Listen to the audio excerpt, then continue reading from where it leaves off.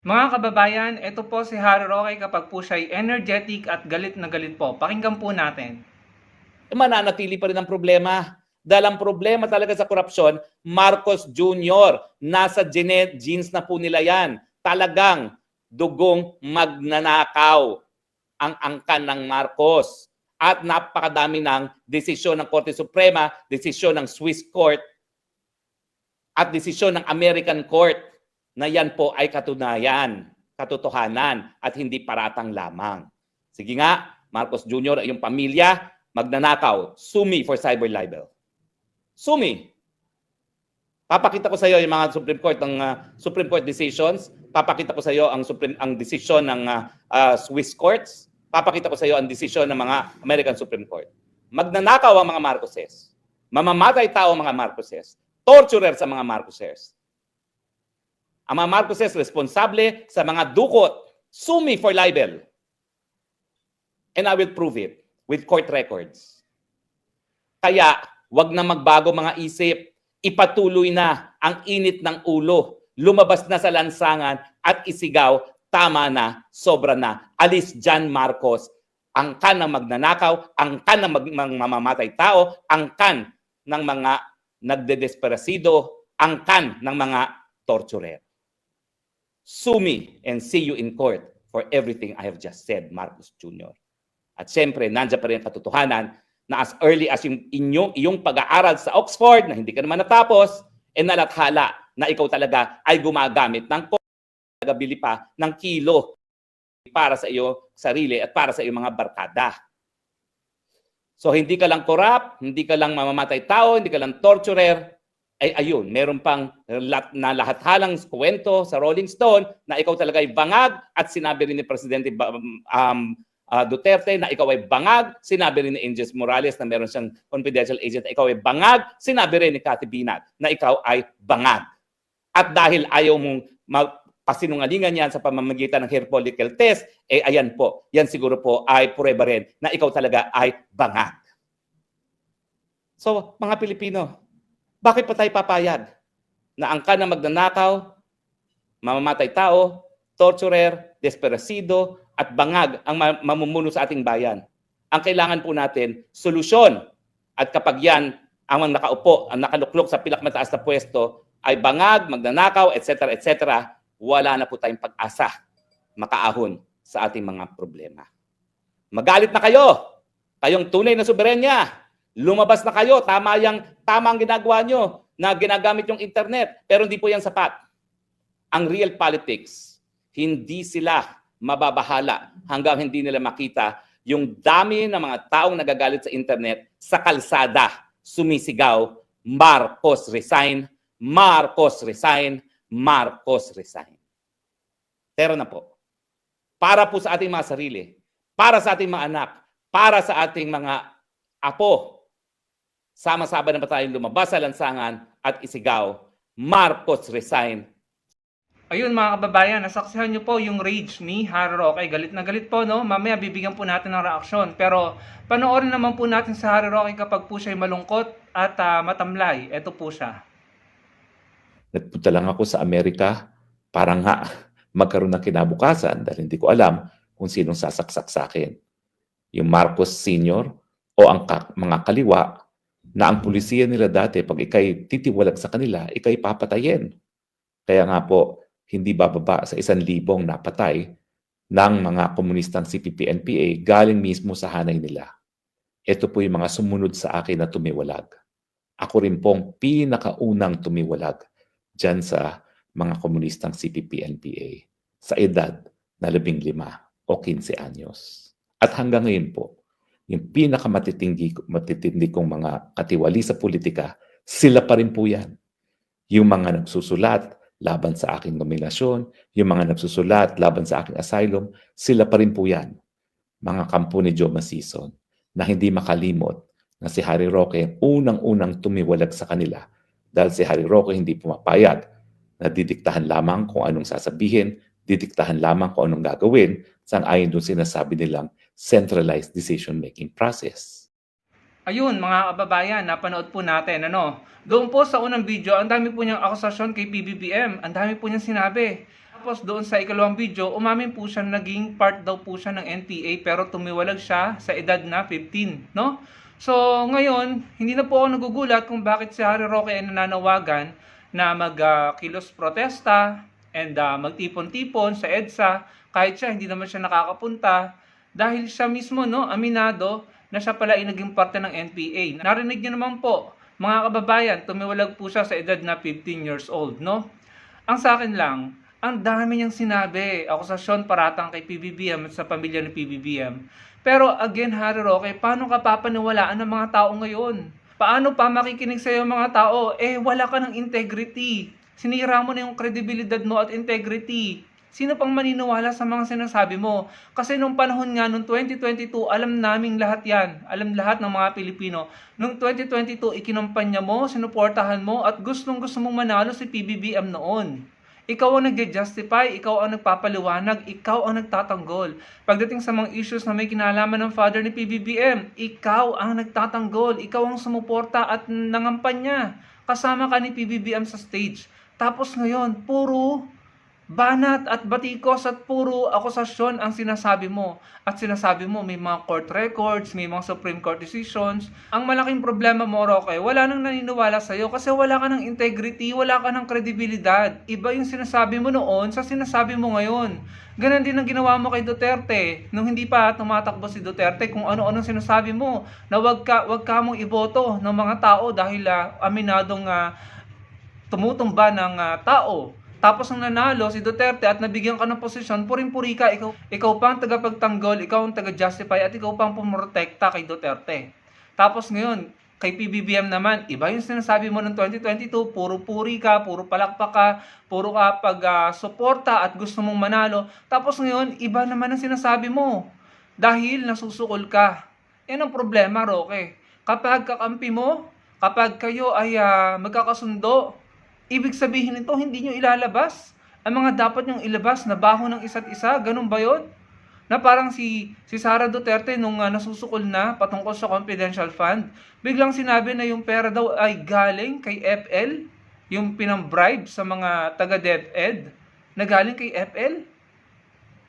So ano to? Ano to? Kung totoo lahat ng sinasabi mo, ano to? Sabuatan kayo kapag kayo magkakasundo at magkakakampi? Tapos pag kayo ayan, nasukol na ang bawat isa sa inyo, bulat-latan kayo ng baho at batuhan kayo ng baho. Pambihira mga kababayan. Mukhang ginigisa tayo sa sarili nating mantika pag ganyan. Ang dami mo ngayon sinasabi kay PBBM, gustong-gusto mo ng patalsikin. Pero ikaw yung gustong-gustong manalo si PBBM ng 2022. Ikinampanya mo, kasama mo siya sa stage. Pero dahil sukol na sukol ka ngayon, gusto mo siyang patalsikin. Pero unfortunately for you, hindi kami papayag dyan. Hanggang 2028, si PBBM matatapos niya ang termino niya. Wala kayong magagawa. Gigising kayo araw-araw na masama ang loob nyo, masakit ang damdamin nyo, dahil hindi kayo ang nasusunod. Dahil hindi ka na namin pinagkakatiwalaan. Iba yung sinasabi mo noong 2022, pero ngayon, binulat-lat mo na lahat ng nangyari nung nakaraan. Lahat na ng grabe mga kababayan, no? Hindi ko na uulitin yung mga sinabi niya, pero narinig nyo naman isa-isa. Tapos biglang ganyan, naaamin ka, naging part ka pala ng NPA. Tapos tumiwalag ka at the age of 15. So no wonder kung bakit ikaw na yung nananawagan na magprotesta, patalsikin ng Pangulo. Na ikaw pa yung parang tila gusto mo na talagang magkaroon ng movement at magkaroon na ng violence, no? Tinanggal ko na nga po yung part, I think nakasama na po yung part doon sa kinukwento niya about sa nangyari sa Indonesia, sa South Korea, at saka po sa saan pa ba yung isa, sa Thailand. Na parang tila ba sinasabi niya na gawin din po natin yon, ano? Wag po natin gawin yung mga kababayan. Hayaan po natin ng due process. Sabi nga po ni tagapagsalita ng Palasyo, si Attorney Claire Castro, ang gusto ng presidente ay due process. No? Wag po tayong gumawa ng gulo. Huwag natin gayahin yung sa Indonesia. Pero, kailangan magprotesta tayo, mapayapang protesta. Pero wag po tayong gagawa ng gulo dahil maaapektuhan po ang bansa natin. Yung ekonomiya at saka yung productivity ng bansa natin. Mahirap po pag gulo na. Magprotesta lang tayo ng mapayapa. Huwag po tayo maging bayolente. Kailangan pa rin po natin panatiliin ang kapayapaan ng bansa natin habang tayo po ay nagbabantay at nagpoprotesta para ma-aksyonan at mapanagot ang mga kurakot, mga kababayan. Pero itong mga sinasabi ni Harry Roque, nakakadismaya po talaga. Hindi na kami naniniwala sa iyo. Wala ka ng credibility, wala ka ng integrity. Ibang-iba ang sinasabi mo nung 2022 election sa sinasabi mo ngayon. Ang malaking tanong, bakit mo sinasabi yan ngayon? Dahil sukol na sukol ka na, wala ka ng pera ka mo, ubos ang savings mo. Samantalang nung 2022 election, nag-donate ka ng 36 million, di umano, kaya Sara Duterte. Makikita niyo naman po sa balita yan. So, saan ka kumuha ng 36 million pesos? So, malamang kung nag-donate ka ng 36 million, may mas malaking savings ka dapat. Kasi syempre, hindi ka mag-donate ng mas malaki sa pera mo. So, kung mas malaki yung natira sa'yo, paano? How come na nauubusan ka na ng pera ngayon? So, ngayon, iiyak-iyak ka, magpapaawa ka sa tao. Hihingi ka ng simpatya. Pero kapag ikaw ay energetic at talagang galit na galit, kung ano-ano sinasabi mo. Yung mga natandaan ko mga kababayan, mamamatay tao, bangag, diktador, desperasidos, at saka kurakot, magnanakaw. Yung po yung mga narinig ko kay Harry Roque na hindi naman po niya sinasabi noong 2022 election. At siya pa nga mismo ang nagtatanggol. Pero ngayon, ikaw yung Harry Roque, paano mo pa kami kukumbinsin na maniwala sa iyo? Ikaw yung nangampanya. Ikaw yung kasama ni PBBM sa stage. Mga kababayan. Hindi po ba? Grabe. Alam nyo, kanina nanood ako ng hearing sa Senado. Sobrang lala po ng korupsyon. Yung mga DPWH engineers, yung mga opisyal ng DPWH nagkakasino, lumulus tayo ng daan-daang milyon, lumulus tayo ng milyon-milyon sa kasino. Samantalang yung mga constituents sila or yung mga taga Bulacan, ayun, binabaha, lubog sa baha at sa iba pang parte ng bansa, pambihira. Tapos, eto, nagte-take advantage sila, yung kampo nila Harry Roque para mag-ignite ng kilos protesta. Pero Roque, malinis ba yung kampo nyo? Ikaw ba? Hindi mo nga maharap yung mga kaso mo.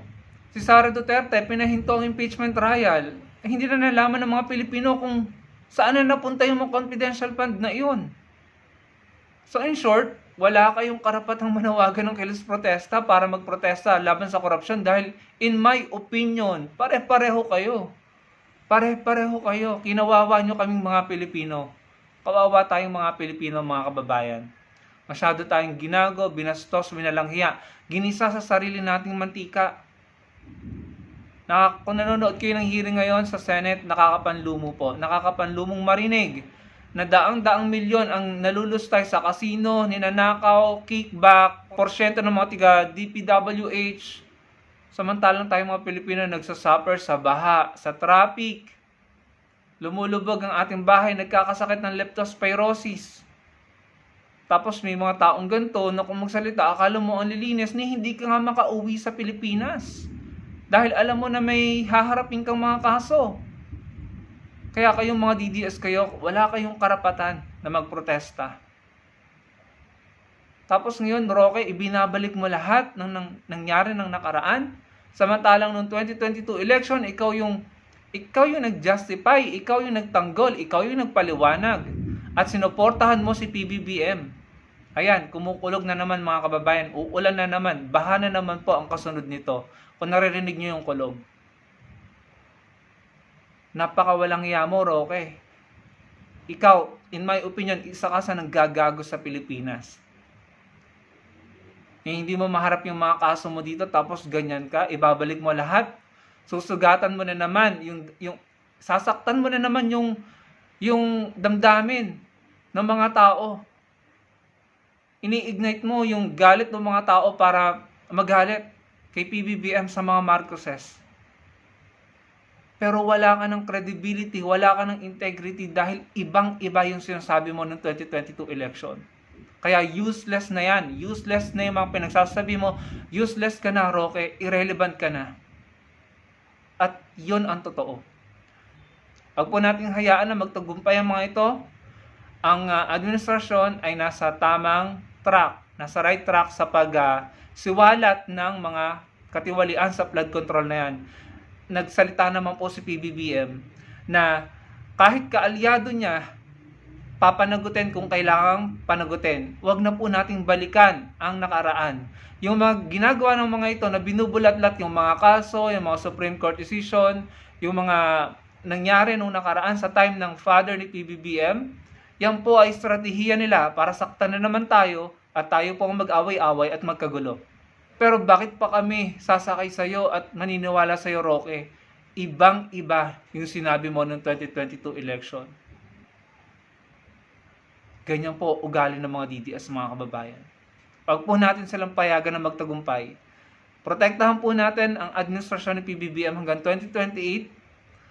Kung ano man ang mangyari dito, hayaan natin siyang matapos hanggang 2028. Wala naman tayong nakikita na ginagawa niyang mali or kasalanan sa mga tao. Hindi naman siya. Yung sinasabi nito, nagpapapatay. Kung tama yung pagkakaalala ko. Pambihira, sa mo kinuha yun? Wala naman ako nakitang pinatumba ni PBBM ngayon. Or yung kalaban niya sa politika na ginipit niya. Kung nakulong man yung mga puon nyo, Harry Roque, dahil kasalanan nila yon. May mga kasalanan silang ginawa nung panahon nila. And ikaw, kaya ka naghahanap ng asylum, di ba? Dahil may mga kaso ka dito. Si PBBM ba nagsampa ng kaso sa'yo? So mga kababayan, wag po tayong pumayag sa kagustuhan ng mga ito. Kung ang kilos protesta ay pinangungunahan nila ng mga DDS, wag po tayong sumama. Hayaan po natin sila na maging kaunti lamang at magmukhang mga ewan doon, na ilang piraso lamang sila. Wag po tayong sumama, mga kababayan. Wag po nating hayaan na magamit nila ang nangyayaring pagbulatlat sa korupsyon sa panahong ito para sa advantage nila, para sila yung magmukhang magaling at mabuti, dahil in reality, may mga baho din sila at may mga dungis din sila. Kaya nga po hindi makauwi eh. In reality, sila din naman, may mga kasama sa kampo nila na kasangkot dyan sa issue ng flood control, corruption. Pero mga kababayan, sana po ma-realize natin na tayo po yung talo dito. Regardless kung sino man yan, kung saan partido, kung saan kulay. Kung may corruption talaga, tayo po yung kawawa, tayo po yung ginago. Tayo po yung nagsasuffer. Yun lamang po, mga kababayan. Salamat po sa panonood. Huwag po tayong magpadala sa rage bait, sa panggagalit ito ni Harry Roque. Maging maayos po tayong mag-isip. Huwag po tayong gumawa ng violent protest dahil bansa po natin na maapektuhan. Magprotesta tayo pero huwag violente. Dahil kailangan pa rin po natin iusad ang bansa natin. At kailangan po natin na masigurado na magiging maayos ang bansa natin, dahil kapag hindi, ang punan niyan, ang pula niyan at ang sisi niyan kay PBBM, at gagamitin nila yon, gagamitin ng mga DDS, no? Kapag sumablay ang ating gobyerno at pumalpak, kapag po hindi magandang nangyari sa bansa sa natitirang 3 taon ni President Marcos Jr., they will use that in 2028 para iangat ang sarili nila at sila po yung manalo. Huwag na po tayong bumalik sa ganung uri ng pamumuno, yung pamumuno ng mga DDS at ng mga Duterte. Hindi po maluag sa pakiramdam, masakit po sa damdamin. Hindi po nakaka-proud bilang Pilipino. Yun lamang po, mga kababayan. Tulungan po natin ang gobyerno, si PBBM, na magtagumpay hanggang 2028 dahil para naman po yun sa ating mga Pilipino at para po sa ating bansa. Huwag na po natin pakinggan at sakyan ang panggagalit na ginagawa ng mga taong ito. Dahil ginagawa lang nila yan dahil sa kanilang personal na interes at sa kanilang benefit, mga kababayan. Salamat po sa panonood. Sana po yung malike yung video natin at makapag-comment kayo at magkita-kita po tayo sa susunod kong video. Salamat po.